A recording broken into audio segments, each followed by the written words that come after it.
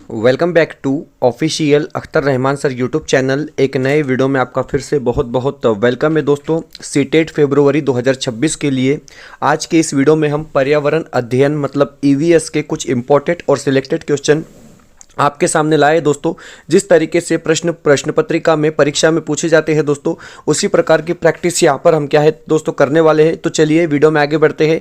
आगे बढ़ने से पहले चैनल पे नए हो तो प्लीज़ चैनल को सब्सक्राइब कीजिए, साथ ही साथ बेल नोटिफिकेशन को ऑन कीजिए ताकि आपको आने वाले वीडियोज़ के नोटिफिकेशन जो है वो आसानी से मिल पाए। और दोस्तों अगर आप हमसे जुड़ना चाहते हो तो डिस्क्रिप्शन में जाकर आपको हमारे टेलीग्राम और व्हाट्सअप चैनल को ज्वाइन कर लेना है, जहाँ से आपको तमाम अपडेट वक्त वक्त पर देखने के लिए मिलेंगी। साथ ही साथ अगर आप हमारे चैनल की मेंबरशिप हासिल करना चाहते हो तो सिंपली ज्वाइन बटन को ज्वाइन कर आपको क्या है हमारे चैनल की मेंबरशिप हासिल कर लेनी है।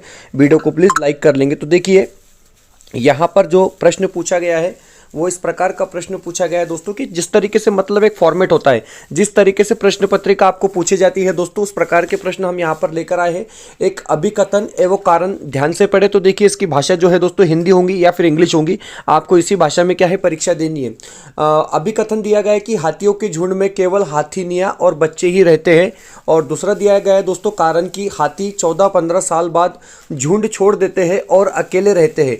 निम्नलिखित में से सही उत्तर को चुने। तो देखिए इस प्रकार के दो आपको क्या है यहाँ पर अभिकथन और कारण दिए गए। अगर आप सही जवाब की बात करेंगे तो देखिए दोनों अभिकथन तथा कारण सही है। वो कारण अभिकथन की सही व्याख्या करता है। तो ऑप्शन थर्ड क्या रहेगा दोस्तों, इसका सही जवाब रहेगा, क्योंकि हाथियों के झुंड में केवल हाथीनियाँ और बच्चे ही रहते हैं और 14-15 साल बाद 14-15 साल बाद झुंड छोड़ देते हैं और केवल अकेले रहते हैं। ये भी क्या है दोस्तों सही जवाब है। चलिए अगले प्रश्न की तरफ बढ़ेंगे। प्रश्न आपका क्या है इस प्रकार, यहाँ पर प्रश्न 2 पूछा गया है। देखिए कितने बड़े बड़े क्वेश्चन क्या है आपको यहाँ पर जो है दोस्तों देखने के लिए मिलेंगे।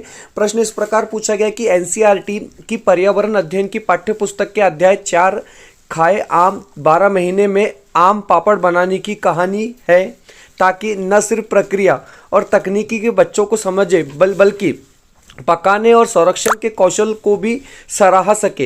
राष्ट्रीय पाठ्यचर्या की रूपरेखा 2005 के अनुसार इस पाठ के माध्यम से ईवीएस पढ़ाने का कौन सा सामान्य उद्देश्य प्राप्त किया जा रहा है। इस प्रकार का प्रश्न पूछा गया है दोस्तों। जो एग्जैक्ट सिचुएशन है वही क्वेश्चन हम आपके सामने लेकर आए हैं और बिल्कुल बहुत ज़्यादा आसान और बहुत ज़्यादा डिफिकल्ट क्वेश्चन आपको यहाँ पर क्या है दोस्तों पूछे जाते हैं। तो देखिए 4 ऑप्शन क्या है आपकी स्क्रीन पर दिया गया है और अगर आपने क्वेश्चन सही ढंग से पढ़ा है तो जवाब आपको साफ साफ मालूम पड़ेगा कि अमूर्त के स्थान पर अपने अनुभवों को पहलुओं से जुड़े अवलोकन एवं उदाहरणों की सहायता में से समझ का विकास करना, ये क्या रहेगा हमारा सही जवाब रहेगा। उसके बाद हम बढ़ते हैं अपने अगले प्रश्न की तरफ। प्रश्न क्रमांक 3 पूछा गया है। आप देख सकते हैं दोस्तों कि यहाँ पर प्रश्न पूछा जा रहा है कि मोहन कक्षा 5 का एक पर्यावरण अध्ययन का शिक्षक है। ओके, वह अपनी कक्षा में निम्नलिखित गतिविधि को शाम पट पर लिखता है। अपने माता पिता और दादा दादी के समय पानी की उपलब्धता के बारे में पता करे और उसकी वर्तमान स्थिति से तुलना करे। उपर्युक्त गतिविधि के लिए निम्नलिखित में से सबसे उपयुक्त रणनीति कौन सी होंगी। प्रश्नों को ध्यान से पढ़ लेंगे दोस्तों। एक पैसेज जैसे प्रश्न पूछे जाते हैं, आप लोगों को पता है क्योंकि प्रैक्टिस ही क्या है आपको किसी भी एग्जाम में सक्सेस दिलाती है। और 4 ऑप्शन क्या है यहाँ पर आपको दिया गया है। तो देखिए ये जो आएगा दोस्तों ये परियोजना के अंतर्गत आएगा, मतलब ऑप्शन 2 जो रहेगा वो क्या रहेगा हमारा सही जवाब रहेगा। उसके बाद अगला जो प्रश्न पूछा गया है देखेंगे कि बच्चा विभिन्न कुशल कार्यों जैसे खेती और दैनिक जीवन में उनकी विरासत बुजुर्गों से का वर्णन करता है। उपयुक्त कथन है। तो देखिए यहाँ पर पूछा गया है कि बच्चा है विभिन्न कुशल कार्य जैसे खेती करना और दैनिक जीवन में उनकी विरासत यानी बुजुर्गों से जो विरासत मिलती है उसका वर्णन करता है। उपयुक्त कथन का जवाब क्या होना चाहिए। तो देखिए यहाँ पर क्या होगा जवाब दोस्तों, तो यहां पर होगा सीखने के प्रतिफल, मतलब ऑप्शन डी जो रहेगा वो क्या रहेगा हमारा सही जवाब यहां पर रहेगा। अगला क्या प्रश्न पूछा गया है देखिए प्रश्न क्रमांक 5। इस प्रकार के प्रश्न भी आपको पूछे जाते हैं, मतलब समाजशास्त्र और ईवीएस में ज्यादा अंतर नहीं होता है। ये बात को आप समझेंगे क्योंकि बंगाल की खाड़ी पर समुद्र तट वाला राज्य केंद्र शासित प्रदेश निम्नलिखित में से कौन सा है। तो देखिए आपको बताना है कि जो बंगाल की खाड़ी पर समुद्र तट वाला राज्य है वो कौन सा है। आपके पास क्या है दोस्तों यहाँ पर 4 ऑप्शन दिए गए हैं और सीधी सी बात है कि कर्नाटक, केरल, तेलंगाना, आंध्र प्रदेश में से आंध्र प्रदेश क्या रहेगा हमारा सही जवाब यहाँ पर रहेगा। दोस्तों अगले प्रश्न की तरफ हम बढ़ेंगे, ज्यादा वक्त हम नहीं लेंगे दोस्तों हर वीडियो में, क्योंकि हम जहां पर जो है स्मार्ट रिवीजन और फास्ट जो है दोस्तों हमारे क्लासेस होते हैं। देखिए प्रश्न क्या पूछा गया है। प्रश्न पूछा गया है कि एनसीईआरटी के पर्यावरण अध्ययन की 5वीं कक्षा की पाठ्य पुस्तक में पाठ 13 गौरव जानी की अद्भुत यात्रा का वर्णन करती है। यह पाठ निम्नलिखित में से कौन सी थीम का हिस्सा है? तो देखिए यहां पर आपको क्या है दोस्तों, सवाल पूछा गया है पर्यावरण अध्ययन को लेकर और पाठ 13 का जिक्र भी यहां पर हो रहा है और आपको बताना है कि कौन सी थीम का हिस्सा है। तो आवास थीम का हिस्सा है। अब आवास क्या होता है दोस्तों, इसके बारे में क्या है आप लोगों को यहां पर थोड़ा सा स्पष्टीकरण हम एनसीईआरटी की किताब के हिसाब से देंगे कि एनसीईआरटी के पर्यावरण अध्ययन की 5वीं की कक्षा पाठ्य पुस्तक में पाठ 13 गौरव जानी का वर्णन आवास थीम के अंतर्गत आता है। यह पाठ एक साहसिक यात्रा का वर्णन करता है जिसमें यात्री को विभिन्न स्थानों पर रहने और शरण लेने के आश्रय की आवश्यकता होती है और यह थीम उन जरूरतों को गहराई से संबोधित करती है। उसके बाद हम बढ़ेंगे अगले प्रश्न की तरफ। प्रश्न क्रमांक 7 यहां पर पूछा गया है। आप देख सकते हैं कि पर्यावरण अध्ययन की एक रचनावादी कक्षा में निम्नलिखित में से कौन सी क्रिया नहीं होती दिखाई देती है? तो देखिए नहीं है वाले जो प्रश्न होते हैं दोस्तों वो भी बहुत ज्यादा इंपॉर्टेंट यहां पर रहते हैं। 4 ऑप्शन क्या है आपको यहां पर दिया गया है। तो देखिए क्या पूछा गया है कि पर्यावरण अध्ययन की एक रचनावादी कक्षा में निम्नलिखित में से कौन सी क्रिया होती हुई दिखाई देती है, नहीं होती हुई दिखाई देती है? तो देखिए बच्चे सिर्फ जाने पहचाने सवाल हल कर रहे हैं, ये चीजें वहां पर क्या है आपको नहीं दिखाई देंगी दोस्तों। बाकी जो तीनों चीजें दी गई है वो चीजें आपको वहां पर क्या है दिखाई देती है। अगला प्रश्न क्या है देखिए आप, अगला प्रश्न 8 यहां पर पूछा गया है। आप देख सकते हैं कि ऐसा पाया गया कि बच्चों के सीखने और प्रगति का अवलोकन करते समय कुछ गलतियां हो जाती है। यह गलतियां हमारे पूर्वग्रहों का परिणाम हो सकती है। निम्नलिखित में से कौन सी सूचना एक पूर्वग्रह के रूप में दर्ज होनी चाहिए? इस प्रकार का क्या है प्रश्न आपको पूछा गया है दोस्तों। और देखिए अगर आपने क्वेश्चन थोड़ा भी ध्यान से पढ़ा है या पूर्व नॉलेज आपको थोड़ा सा भी है दोस्तों तो आपको तुरंत क्या है यहां पर इसका जवाब मिल जाएगा कि देखिए नहीं होनी चाहिए। तो पोर्टफोलियो से इसका कोई संबंध नहीं आता है। तो पोर्टफोलियो में बच्चों के काम के नमूने ये क्या होगा दोस्तों, समूहों से भिन्न हम इसको यहां पर समझ सकते हैं। अगला क्या प्रश्न पूछा गया है आप देखेंगे, प्रश्न 9 पूछा गया कि निम्नलिखित में से सही मिलान चुनिए। तो देखिए सही मिलान का क्या है दोस्तों, आपको यहां पर चयन करना है। तो लावनी तमिलनाडु गलत दिया गया है। भरतनाट्यम ओडिशा ये भी क्या है दोस्तों यहां पर गलत दिया गया है।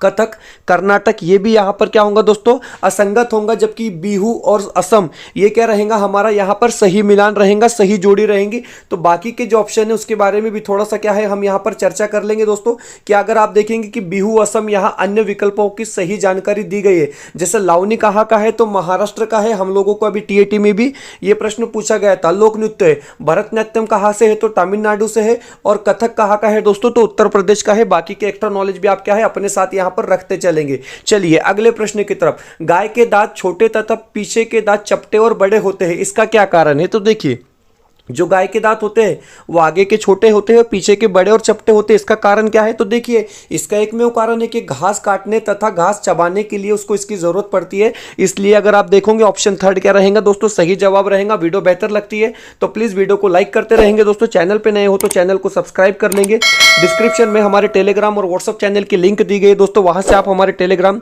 और व्हाट्सअप चैनल को भी ज्वाइन कर सकते हैं। अगर आप हमारे चैनल की मेंबरशिप हासिल करना चाहते हो दोस्तों, जिससे क्या है आपको सीटेट से जुड़े हुए तमाम वीडियो जो है फ्री में देखने के लिए मिलेंगे दोस्तों। अगले 70 दिन तो मेंबरशिप ज्वाइन बटन को ज्वाइन कर आप क्या है मेंबरशिप हासिल कर सकते हैं दोस्तों। वीडियो को प्लीज लाइक करेंगे। तो देखिए दोस्तों यहां पर एक इंपॉर्टेंट नोटिस हम आपको बता रहे हैं, एक इंपॉर्टेंट ऑफर हम आपको यहां पर बता रहे हैं दोस्तों कि 30 नवंबर तक हमने जो है हमारे पेपर 1 के नोट्स पेपर 2 के नोट्स में दोस्तों 50% ऑफ रखा है। पेपर 2 के सभी नोट्स आपको हिंदी मराठी समाजशास्त्र और सीडीपी के दोस्तों सिर्फ और सिर्फ 499 में मिल जाएंगे। इसी तरीके से पेपर 1 के जो नोट्स है मराठी हिंदी ईवीएस और सीडीपी यहां पर बाल मानस यहां पर गणित नहीं है दोस्तों, पेपर 1 में हमने ऐड किया हुआ। ये बात को भी आप ध्यान से समझ लेंगे। ये सारी चीजें आपको क्या है दोस्तों 499 में मिल जाएंगी। साथ ही साथ हमारे लाइव लेक्चर रिकॉर्डेड लेक्चर ये भी दोस्तों आपको क्या है फ्री में यहां पर देखने के लिए मिलेंगे। और अगर आप दोनों पेपर देते हैं दोस्तों तो आप लोगों के लिए बहुत बड़ा ऑफर है कि सिर्फ 599 रुपए में आपको पेपर 1 और पेपर 2 के सभी नोट्स मिल जाएंगे दोस्तों, मैथमेटिक को छोड़कर। और इसके साथ में आपको टेलीग्राम व्हाट्सएप चैनल की लिंक भी दी जाएंगी। वीडियो भी आपको क्या है बिल्कुल फ्री में देखने के लिए मिलेंगे दोस्तों। तो जिस प्रकार से हमारा टीएटी का रिजल्ट रहा है दोस्तों बहुत बहुत जबरदस्त रहा है, उससे बहुत ज्यादा बेहतर क्या है हमारा इस बार सीटेट का रिजल्ट रहने वाला है दोस्तों। लगभग 90% हम अपना रिजल्ट यहां पर क्या है लेकर आएंगे, लेकिन उसके लिए आपको क्या है परिश्रम करना है, मेहनत करनी है दोस्तों।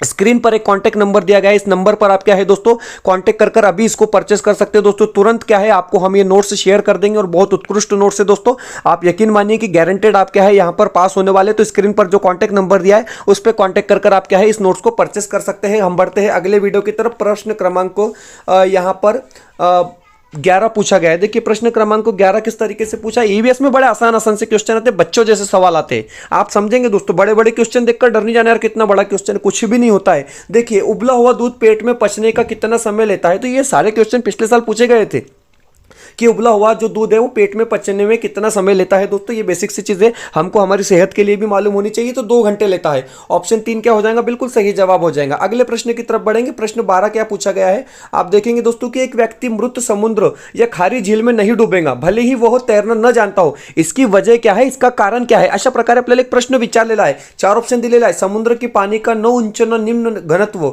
समुद्र के पानी की मात्रा, समुद्र के पानी का उच्च घनत्व या समुद्र के पानी का निम्न घनत्व। तो देखिए दोस्तों यहां पर क्या रहेगा, ऑप्शन 3 जो रहेगा हमारा बिल्कुल सही जवाब रहेगा। अगला प्रश्न क्या पूछा गया है, देखिए आप निम्नलिखित में से कौन सा समूह केवल तत्वों से बना है। इस प्रकार का प्रश्न क्या है, आपको प्रश्न 13 पूछा गया है दोस्तों। थोड़ा सा डिफिकल्ट ये क्वेश्चन आप लोगों के लिए हो सकता है। तो देखिए ऑप्शन 2 जो है यहां पर इसका सही जवाब रहेगा टीन, लिथियम और sodium. Option 2 is the right answer. अगला प्रश्न चलिए देखिए, बड़ा प्रश्न आ गया दोस्तों लेकिन बड़ा आसान रहेगा, क्योंकि यहां पर क्या पूछा जा रहा है, यहां पर आपको पूछा जा रहा है दोस्तों कि पर्यावरण अध्ययन का एक शिक्षक। अब एज ए टीचर तो आपने क्या है दोस्तों, डीएड शिक्षक के लिए ये सभी सब्जेक्ट अनिवार्य होते हैं। पर्यावरण अध्ययन का एक शिक्षक कुछ बच्चों को गतिविधि कराने के दौरान कुछ महत्वपूर्ण घटनाओं का अवलोकन करता है। बात याद रखेंगे आपकी, कुछ महत्वपूर्ण घटनाओं का अवलोकन करता है तथा उसका एक वर्णनात्मक टिप्पणियां भी दर्ज करता है। निम्नलिखित में से कौन सा आकलन का उपकरण हो सकता है। तो देखिए दोस्तों डेफिनेटली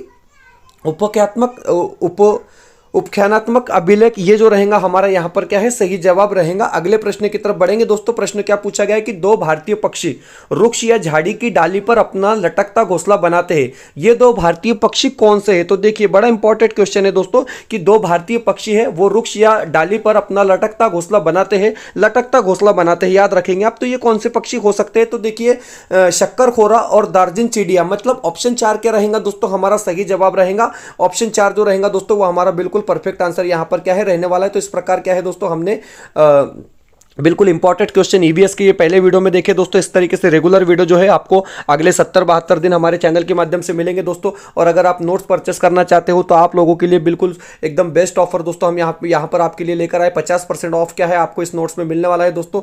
और स्क्रीन पर एक कॉन्टैक्ट नंबर आपको यहाँ पर दिया गया है दोस्तों, इस नंबर पर कॉन्टैक्ट कर क्या है आप ये चारों नोट्स जो है ओनली 499 में क्या है परचेस कर सकते हैं दोस्तों। जहाँ पर आपको मराठी लैंग्वेज पेडागोजी के बेस्ट नोट्स मिलेंगे दोस्तों, हिंदी लैंग्वेज पेडागोजी, साथ ही साथ ईवीएस और चाइल्ड डेवलपमेंट एंड पेडागोजी। इस नंबर पर कांटेक्ट कर क्या है आप दोस्तों इसको परचेस कर सकते हैं। मैं आपको बता रहा हूं दोस्तों कि बेहतर से बेहतर रिजल्ट आपका आएगा और 100+ मार्क्स क्या है आपको 100+ यहां पर मिलेंगे दोस्तों। मिलते हैं नए वीडियो में बेहतर अपडेट के साथ।